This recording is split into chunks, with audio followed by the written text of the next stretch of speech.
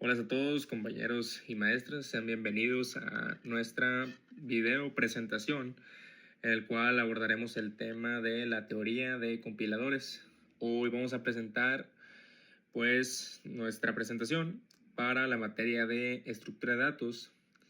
Y bueno, pues para comenzar vamos a iniciar con una pequeña introducción. A lo largo de nuestra carrera aquí en el TEC nos hemos acostumbrado a usar lenguajes y pues uno de ellos es Java. Como todo lenguaje, pues escribimos nuestro código, presionamos un botón y como por arte de magia, la computadora lo ejecuta o nos marca un error. Sabemos que la magia no existe en la computación, que todo es ingeniería pura. Ese botón que presionamos activa un compilador, un traductor inmensamente complejo que transforma nuestro código, escrito en texto plano, en un lenguaje que el procesador puede entender.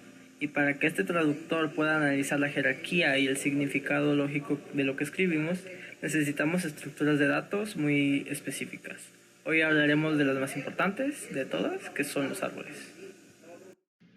Después, Daniel tomará el control para adentrarnos en las fases más profundas. Él nos explicará cómo optimizamos todo con el árbol sintáctico abstracto, cómo le damos significado a las variables con el árbol decorado y cerraremos con algo súper práctico, cómo la computadora resuelve matemáticas usando recorridos de árboles binarios. Sin más preámbulos, comencemos con el análisis léxico. Todo gran viaje empieza con un pequeño paso. En compiladores, ese paso se llama análisis léxico.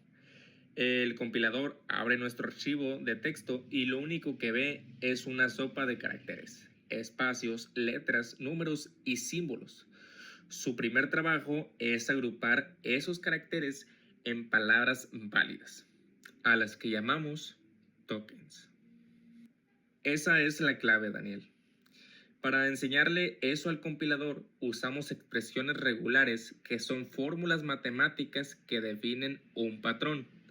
Pero como la computadora no puede simplemente leer esa fórmula, la convierte en una estructura navegable, un árbol de expresiones regulares. La estructura de este árbol obedece reglas estrictas en la parte inferior, es decir, las hojas siempre tendremos los símbolos terminales de nuestro alfabeto. Por ejemplo, las letras minúsculas A o B. A medida que subimos por las ramas, encontramos los nodos internos. Estos nodos son los operadores lógicos. Los tres reyes aquí son la concatenación, que es unir caracteres, y la unión, el símbolo L, que funciona como un O lógico, y la cerradura de Klein, el asterisco, que indica que un elemento puede repetirse 0 o infinitas veces. Veamos el ejemplo de la pantalla. A, el palito es B por C. Imaginen que esto es una regla para nombrar variables. El árbol pone en la parte baja la unión de A y B. Inmediatamente arriba el nodo asterisco envuelve esa unión. Y la raíz del árbol es una concatenación que junta todo ese bloque previo con la letra C. ¿Y por qué hacemos esto? El árbol es el plano arquitectónico necesario para aplicar el famoso algoritmo de Thomson. Ese algoritmo toma este árbol y lo convierte en un autómata finito, un pequeño motor de estados que escaneará nuestro código milisegundo a milisegundo para generar los tokens. Muy bien, ya sabemos que ya tenemos nuestros tokens. Ahora pasamos a la segunda gran fase, el análisis sintáctico. Ya no nos importa las letras individuales, ahora nos importa la estructura. Aquí entra en juego el árbol de derivación, también conocido como el parse tree. Su función es tomar los tokens y verificar que cumplan con la gramática libre del contexto del lenguaje. Es decir, verifica que las reglas gramaticales se respeten estrictamente. La estructura cambia un poco aquí.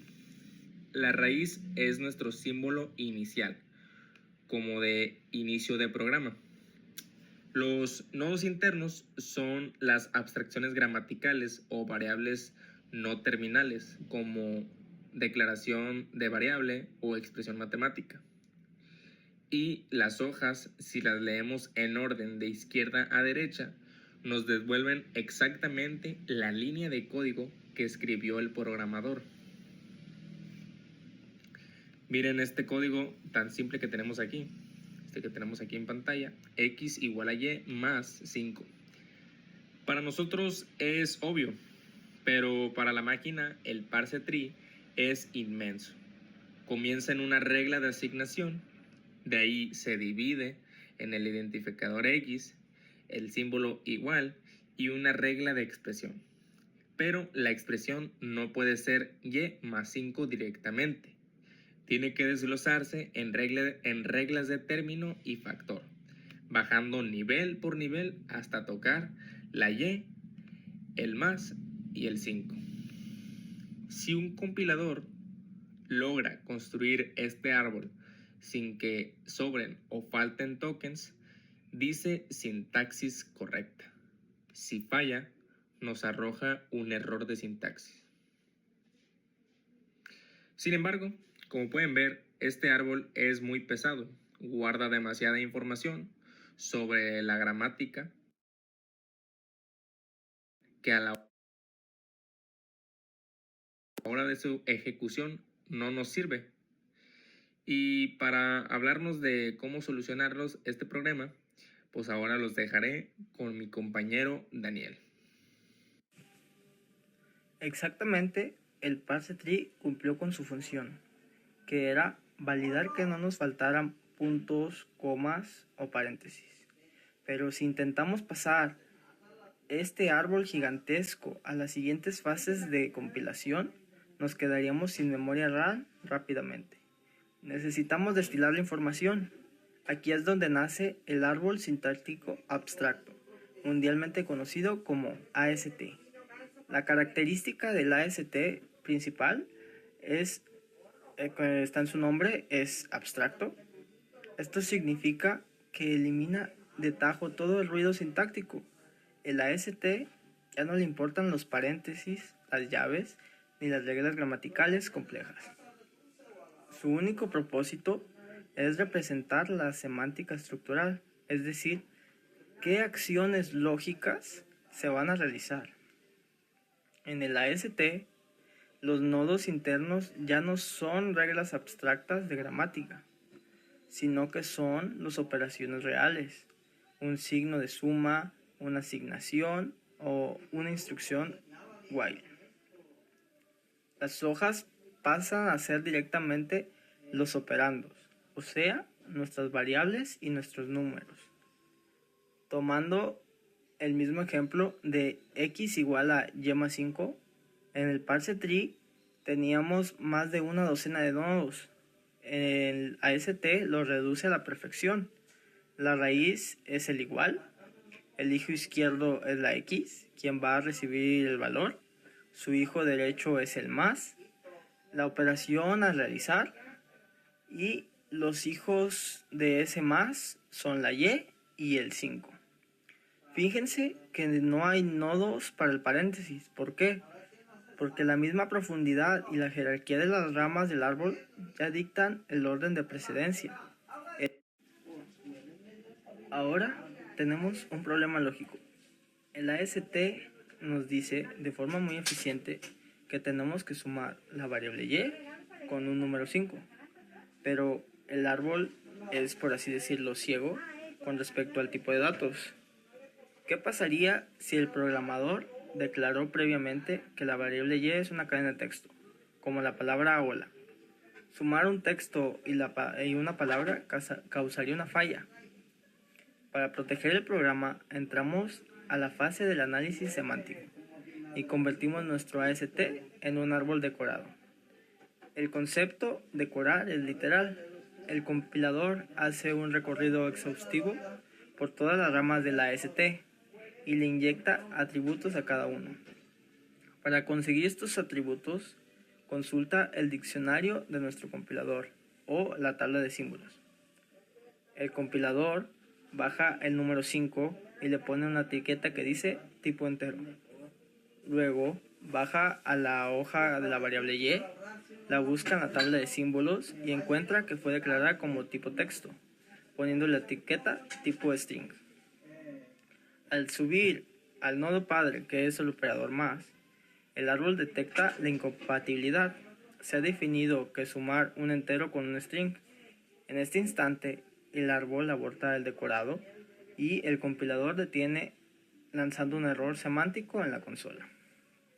Por el contrario, si todo coincide, el árbol se decora correctamente con los tipos de dato, direcciones de memoria y ámbitos de variable.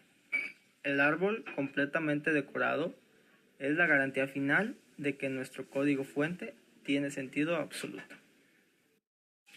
Para terminar, ya tenemos nuestro árbol perfecto, validando la léxica, sintáctica y semánticamente. Ahora, la máquina tiene que ejecutar las matemáticas. Para explicar esto, nos apoyaremos en los recorridos de los árboles binarios. Usaremos la expresión 4 más 2 entre paréntesis, asterisco 3.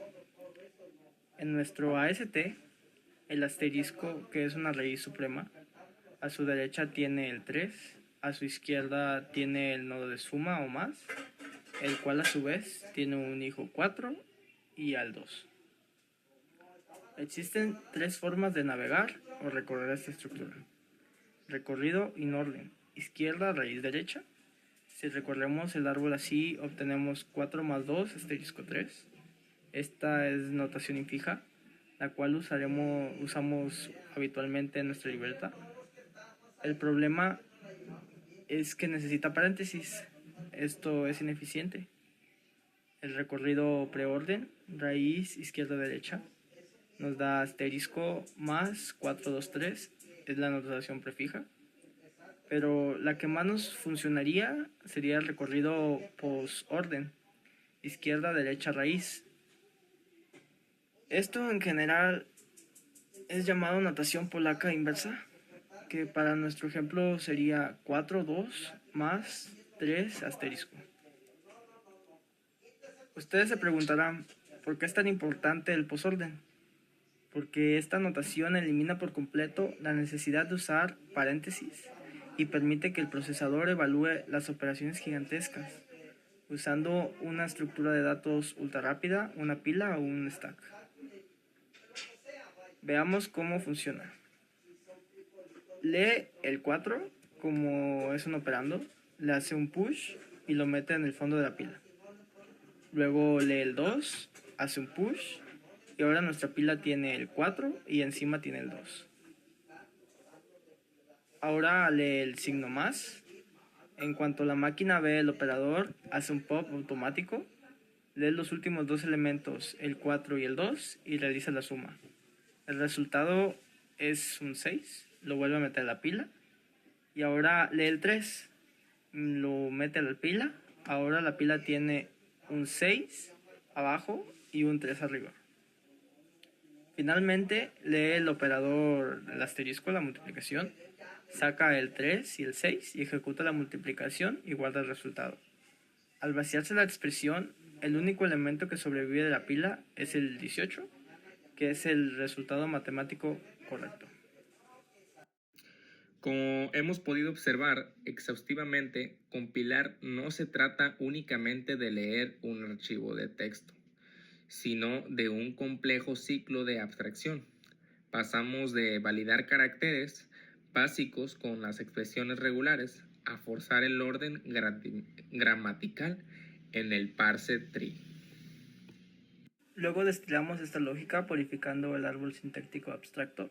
Le dimos un blindaje de seguridad semántica al decorado con tipos de datos y terminamos usando el recorrido posorden para que el procesador ejecute la matemática mediante la pila de operaciones.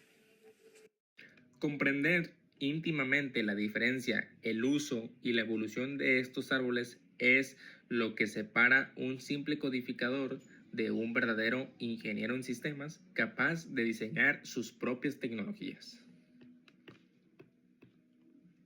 Por nuestra parte, esto ha sido todo de nuestro proyecto de la unidad 4. Les agradecemos mucho su atención y el tiempo prestado. Ahora prueba, profe.